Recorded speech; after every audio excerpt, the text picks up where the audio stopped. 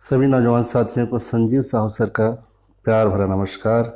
साथियों, छत्तीसगढ़ माध्यमिक शिक्षा मंडल रायपुर शैक्षणिक सत्र 2020-21 माह नवंबर असाइनमेंट क्रमांक 3 कक्षा 10वीं विषय गणित, इसके प्रश्न माध्यमिक शिक्षा मंडल के द्वारा जारी किया जा चुका है और आज मैं आप लोगों के सामने लेकर आया हूँ इस असाइनमेंट क्रमांक 3 के प्रश्नों के हल, विषय गणित, कक्षा 10वीं। और अगर मेरा वीडियो आप लोगों को उपयोगी लगे, अच्छा लगे, तो मेरे वीडियो को लाइक और शेयर ज़रूर कीजिएगा। और असाइनमेंट क्रमांक 4, 5 और 6 के हल आपको अगर तुरंत चाहिए तो आप मेरे चैनल को सब्सक्राइब जरूर करें। चलिए बिना विलंब के हम असाइनमेंट क्रमांक 3 कक्षा 10वीं विषय गणित के प्रश्नों को देखते हैं और इनके हल क्या होंगे उसके बारे में देखते हैं। तो प्रश्न क्रमांक 1 है, रमेश ने एक बैंक में 200 रुपये प्रति माह की दर से 5 वर्ष के लिए आवर्ती जमा खाता खोला। यदि ब्याज की दर 6% वार्षिक हो तो 5 वर्ष बाद उसे कितनी धनराशि प्राप्त होगी। सवाल को देखकर हमको तुरंत समझ में आ रहा है कि यह जो प्रश्न है वह आवर्ती जमा खाता से संबंधित प्रश्न है।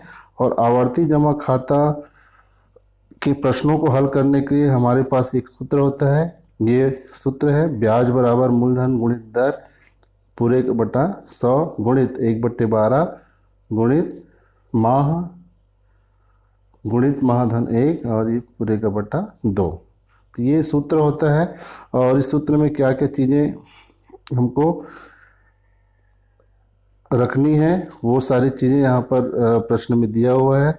देखते हैं यहाँ पर 200 रुपये क्या है, ये प्रति माह जमा कर रहा है इसलिए वो मूलधन हो गया। मूलधन बराबर 200 रुपये है। माह की संख्या, चूँकि यह प्रश्न जो है वो वर्ष में दिया हुआ है, कितने वर्ष हैं, 5 वर्ष। 5 वर्ष को हमको क्या करना है, माह में बदलना है। चूँकि एक वर्ष में 12 माह होते हैं इसलिए 5 वर्ष में 5 गुणित 12 माह हो जाएंगे। तो बराबर कितना हो गया, ये 60 माह। माह की संख्या कितना हो गया, 60। दर कितना है, 6% वार्षिक है। इन मानों को हम इस सूत्र में रख देंगे। तो ये सूत्र हो गया।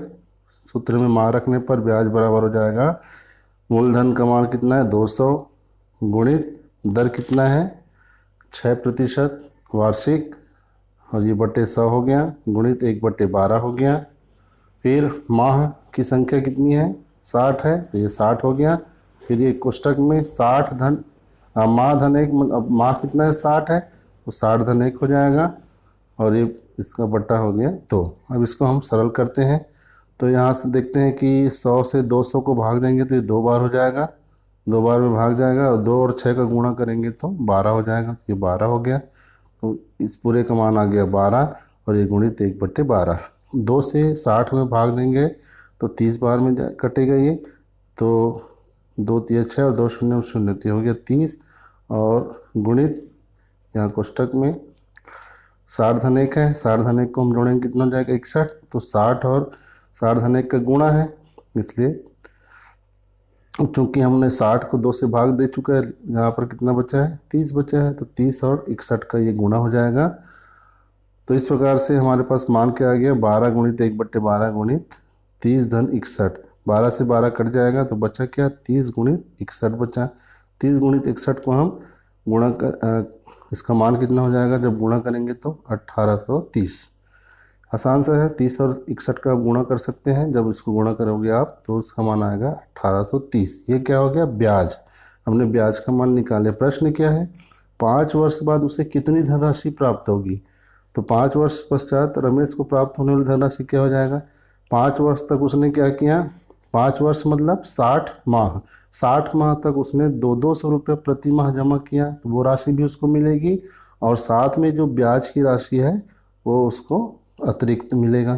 तो 5 वर्ष पश्चात रमेश को प्राप्त होने वाली राशि क्या हो जाएगा, ये बराबर हो जाएगा 5 वर्ष मतलब 60 माह तक रमेश के द्वारा की गई कुल जमा राशि और धन ब्याज। तो एक माह में कितना जमा कर रहा था वो 200 रुपये, तो 60 माह में कितना हो जाएगा 200 गुणित 60 और धन ब्याज बराबर कितना निकाले हमने 1830। 200 और 60 को जब गुणा करेंगे तो हो जाएगा 12,000 धन 1830 हो गया, दोनों को जोड़ेंगे 13,830। इस प्रकार से ये पहला प्रश्न हुआ और पहले प्रश्न का उत्तर कितना हो गया 13,830 रुपये। आइए देखते हैं प्रश्न क्रमांक 2। ये देखिए प्रश्न क्रमांक 2। पद्मनी ने जिला सहकारी बैंक में 100 रुपये प्रति माह का 10 वर्ष के लिए आवर्ती जमा खाता खोला। यदि इन्हें बैंक द्वारा ब्याज की राशि 3,025 रुपये प्रदान की जाती है तो ब्याज दर कितने प्रतिशत वार्षिक होगी। प्रश्न ये भी आवर्ती जमा खाता का ही है, लेकिन इसमें हमको ब्याज की दर पूछा गया है, तो सूत्र वही यहाँ पर भी उपयोग होगा। आवर्ती जमा खाता में ब्याज के लिए जो सूत्र का उपयोग होता है वही सूत्र यहाँ पर उपयोग होगा। ब्याज बराबर मूलधन गुणित दर बटे 100 गुणित 1/12 गुणित माहधन 1/2। इस सूत्र में हम दी गई चीज़ों का मान रखेंगे। अब यहाँ पर क्या क्या चीज़ें दी गई हैं। मूलधन दिया है 100 रुपये, ये मूलधन हो गया। माह की संख्या, यहाँ समय कितने किसमें दिया है, वर्ष में दिया है, उसको हम माह में बदलेंगे।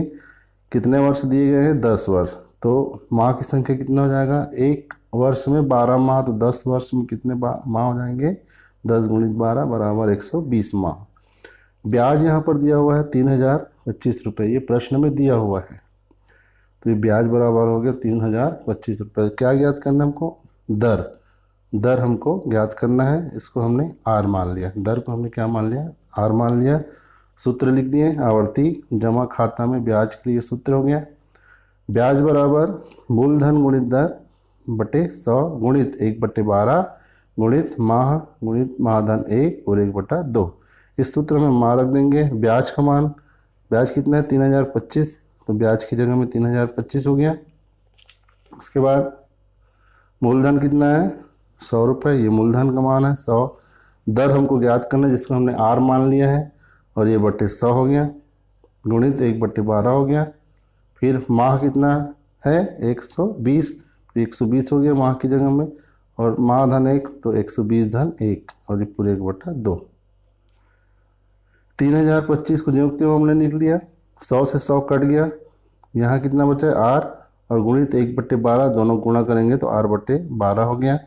2 से 120 में भाग देंगे तो 2 6 का 12, 2 0 0, यहाँ बचा 60, और कोष्टक में क्या है 120 धन 1 मतलब 121, तो ये हो जाएगा 60 गुणित 121। तो ये लाइन हमको प्राप्त हुआ।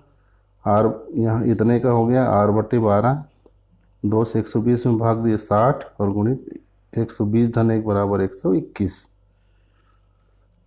3,025 ज्यों लिखे, 12 से 60 में भाग दिए तो 12 पंचे 60, 5 बार में, तो ये 5 हो गया, और गुणित 121। 5 गुणित, अब हमको आर का मान ज्ञात करना है, इसके लिए हमने क्या किया 5 गुणित 121 को पक्षांतर कर दिया, तो गुणा इधर गुणा है तो इधर जाके क्या हो जाएगा वो भाग हो जाएगा, तो 3,025 भागित 5 गुणित 121 हो गया बराबर आर। इसको हम इस प्रकार से भी लिख सकते हैं, 3,025 बटे 5 गुणित 121 बराबर आर है, तो इसको हमने लिख दिया आर बराबर 3,025 गुणित 5 गुणित 3,025 बटे 5 गुणित 121। 5 से हमने इसको भाग दिया 3,025 को, तो 5 6 का 30, 5 0 0, 5 5 25, 605 हो गया, तो ये हो जाएगा 605 बटे 121। 605 को जब हम 121 से भाग देंगे तो भागफल आएगा 5, तो इस प्रकार आर का मान कितना हो गया 5, जो कि इसका मान है दर का मान होता है, दर बराबर 5% वार्षिकी हमारे प्रश्न क्रमांक 2 का उत्तर हो गया। आइए देखते हैं प्रश्न क्रमांक 3 क्या कहता है। तो ये आपकी स्क्रीन पर है प्रश्न क्रमांक 3। श्याम ने 20,000 रुपये 2 वर्ष के लिए सावधि जमा खाते में जमा कराया। यदि ब्याज की दर 6% वार्षिक हो तथा ब्याज 6 माही संयोजित होता है तो नियत तिथि पश्चात मिलने वाली धनराशि कितनी होगी। सावधि जमा खाता मतलब क्या होता है, एक फिक्स डिपॉजिट जिसको बोलते हैं वही सावधि जमा खाता कहलाता है। और इसमें सूत्र हम उपयोग करते हैं ये वाला, मिश्र धन बराबर मूलधन गुणित एक धन दर बटे 100 और पूरे का घात समय, ये इसका घात हो गया समय। ये सूत्र है, इसका उपयोग करके हम मिश्र धन ज्ञात करेंगे। मिश्र धन क्या होता है, मूलधन और ब्याज का योगफल होता है। मतलब जो हमको नियत तिथि के पश्चात राशि मिलेगी वही मिश्र धन होगा और उसका मान हमको ज्ञात करना है। यहाँ प्रश्न में क्या क्या चीज़ें दी गई है उसको हम पहले लिख लेते हैं। मूलधन है 20,000, समय दिया है 2 वर्ष। प्रश्न में जानकारी दी गई है कि जो ब्याज है वो 6 माही संयोजित होता है। मतलब ब्याज जो है वो प्रत्येक 6 माह में संयोजित होता है। तो इसके लिए हम क्या करेंगे, अब समय को मतलब जो वर्ष है उसको हम 6 माही में उसको कन्वर्ट करेंगे, बदलेंगे। तो एक वर्ष में कितना 6 माही होता है, 2 6 माही होता है। इसलिए 2 वर्ष में कितना 6 माही हो जाएंगे, 2 गुणित 2 बराबर 4 6 माही हो जाएंगे। एक वर्ष में 2 6 माही तो 2 वर्ष में 4 6 माही। क्यों ऐसा क्यों कर रहे हैं, क्योंकि ब्याज जो है वो 6 माही संयोजित होता है, इसलिए हम वर्ष को 6 माही में बदलेंगे। और क्या जानकारी दी गई है, ब्याज की दर दिया हुआ है 6% वार्षिक। चूंकि ब्याज 6 माही संयोजित होता है इसलिए अब इस वार्षिक ब्याज की दर को हम क्या करेंगे, 6 माही ब्याज की दर में कन्वर्ट करेंगे। तो चूंकि 6% वार्षिक है तो 6 माही क्या हो जाएगा, इसका आधा हो जाएगा। आधा मतलब 6/2 बराबर 3।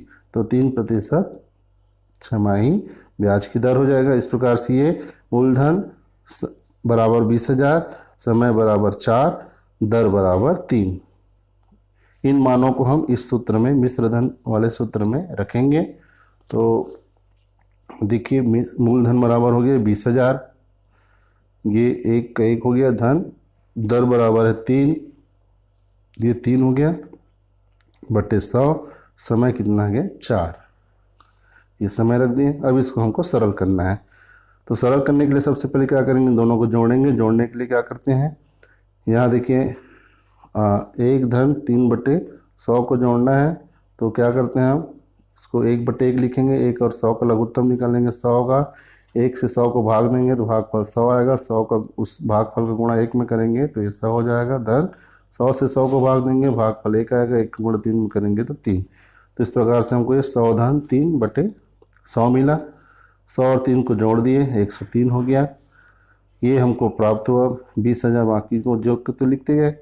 अब इसको हम लिख सकते हैं 20,000 गुणित घात 4 का मतलब क्या होता है, 4 बार गुणा 103/100। इसका घात 4 है तो 103/100 का 4 बार गुणा हो गया। ये 103 गुणित 103/100 गुणित 103/100 ऐसा 4 बार हो गया।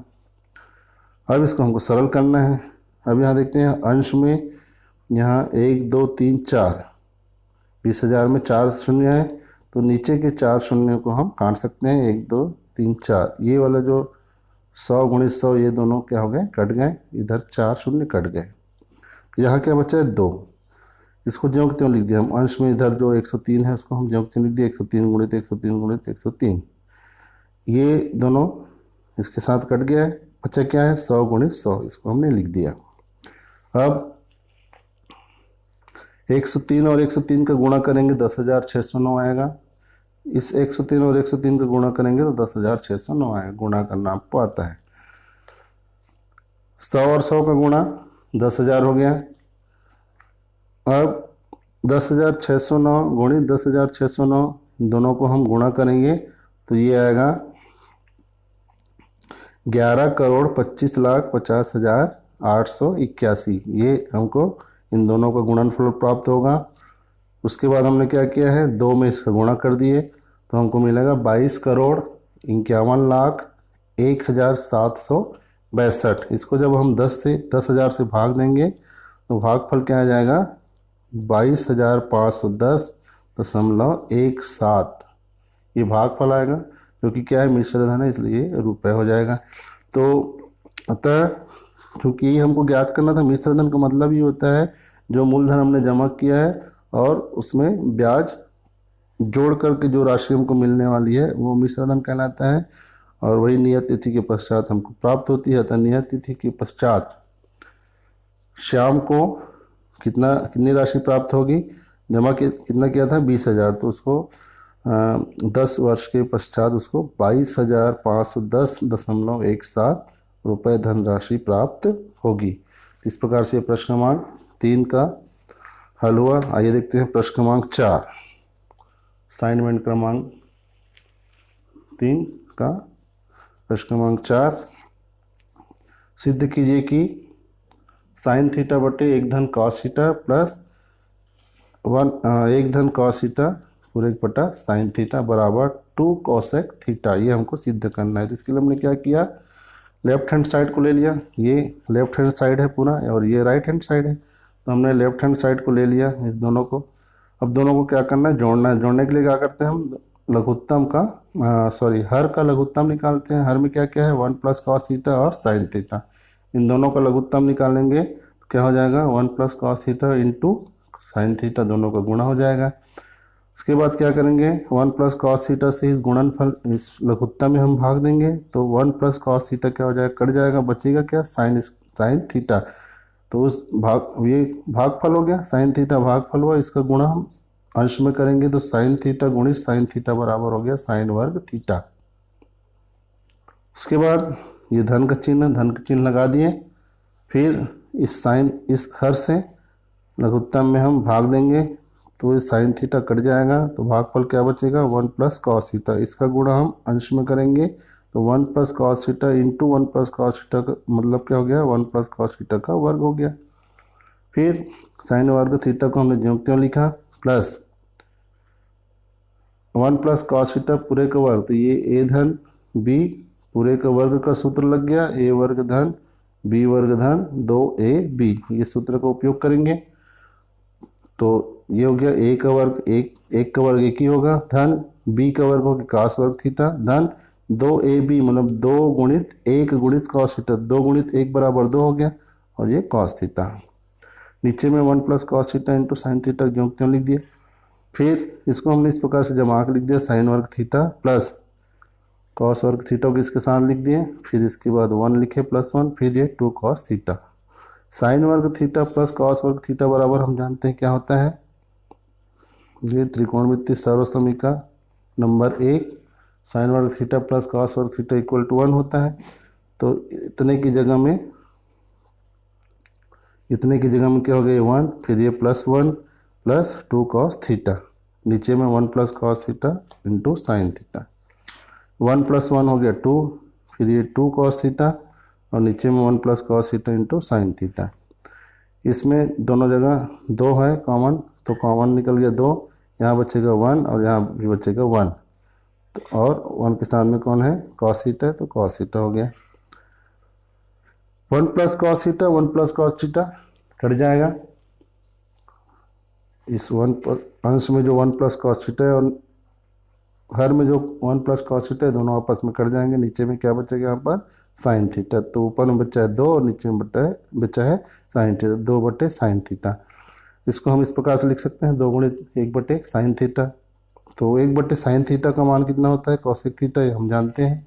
तो इस प्रकार से ये हो गया 2 गुणित कोसेक थीटा और यही जो है वो राइट हैंड साइड का मान है। तो इसको बराबर हम लिख सकते हैं राइट हैंड साइड, यही हमको सिद्ध करना था। तो ये आपका प्रश्न क्रमांक 4 का हल हुआ। आइए देखते हैं प्रश्न क्रमांक 5। प्रश्न क्रमांक 5 क्या कहता है? समीकरण हल कीजिए। प्रश्न क्रमांक 5 समीकरण हल कीजिए। त्रिकोणमितीय समीकरण दिया हुआ है कॉस थीटा बटे 1 minus sine theta plus cos theta upon 1 plus sine theta equal to 4। समीकरण हल करना है मतलब हमको जो चर राशि है थीटा उसका हमको यहाँ पर मान ज्ञात करना है। इसमें हमको सिद्ध नहीं करना है बल्कि थीटा का मान ज्ञात करना है। क्यों? क्योंकि हमको समीकरण को हल करने के लिए कहा गया है। तो चलिए समीकरण जो दिया गया समीकरण है उसको हम लेकर चलते हैं।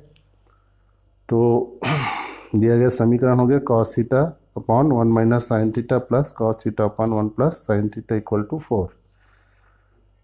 दोनों जो भिन्न है उसमें कॉस थीटा और कॉस थीटा कॉमन है, उसको हमने बाहर ले लिया। तो यहाँ क्या बचा? यहाँ बचेगा 1 अपॉन 1 माइनस साइन थीटा और यहाँ भी बचेगा 1 अपॉन 1 प्लस साइन थीटा, दोनों जगह से कॉस थीटा हमने कॉमन ले लिया, बाहर ले लिया, और ये बराबर 4 हो गया।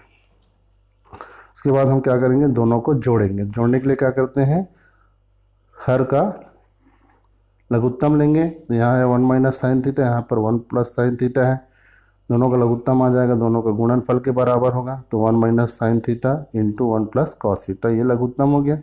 अब इस हर से हम लघुत्तम में भाग देंगे, तो 1 माइनस साइन थीटा से जब इस लघुत्तम में भाग देंगे तो 1 माइनस साइन थीटा कट जाएगा, 1 प्लस साइन थीटा बचेगा। इसका भागफल का गुणा हम क्या करेंगे, किससे करेंगे, अंश में करेंगे, एक के साथ करेंगे। तो 1 और 1 प्लस साइन थीटा गुणा 1 प्लस साइन थीटा हो गया। फिर ये धन का चिन्ह है।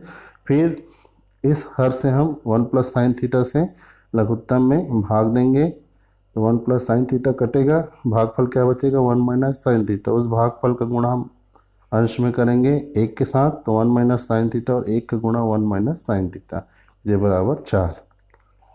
कॉस थीटा जो कॉमन निकाले उसको हम ज्यों के त्यों लिखते हुए चलेंगे, पहले कोष्ठक को हम हल करेंगे। अब ये जो लघुत्तम है 1 माइनस साइन थीटा और 1 प्लस साइन थीटा, दोनों को जब हम गुणा करेंगे तो ये ए ऋण बी गुणित ए धन बी के रूप में है। ए ऋण बी गुणित ए धन बी, इसका मान कितना होता है, ए वर्ग ऋण बी वर्ग, ये सूत्र हमने पढ़ा है।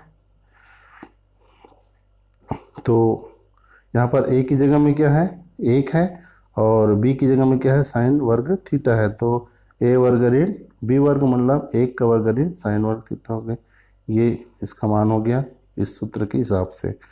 अब इसको हम सरल करेंगे तो 1 plus sine theta plus 1 minus sine theta, यह ऊपर का हल हो गया।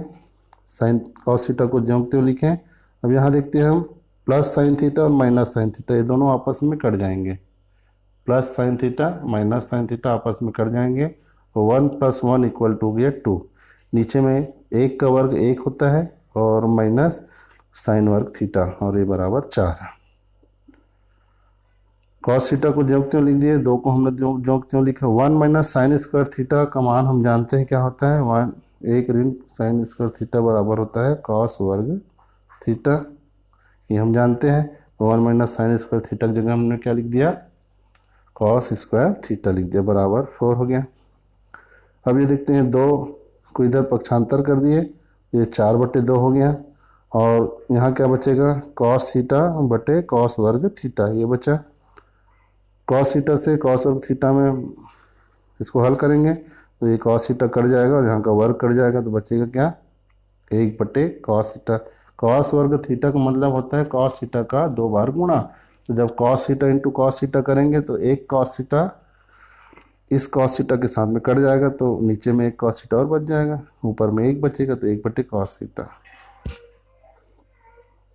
अब इसको हम